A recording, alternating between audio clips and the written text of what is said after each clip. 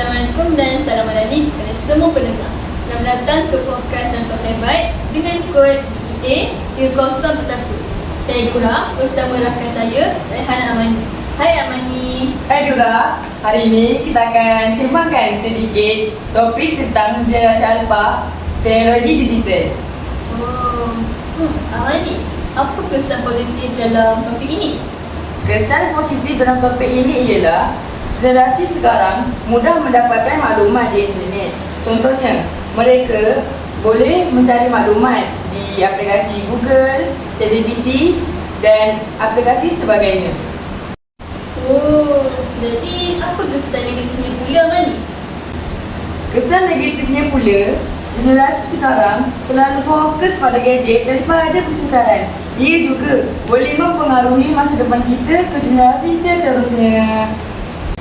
Oh ya, Amani, lupa saya nak tanya. Boleh anda jelaskan siapa generasi alpha?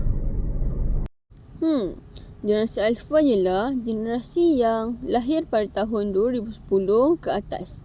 Mereka membesar dalam dunia yang penuh teknologi seperti internet, media sosial dan AI. Okey, akhir kata, kita sebagai masyarakat perlulah menggunakan gadget dengan baik. Dan kita hendaklah memantau dan membimbing generasi alpha daripada penggunaan gadget yang melampau. Okey, itu saja pada podcast yang terhebat. Bye. Bye.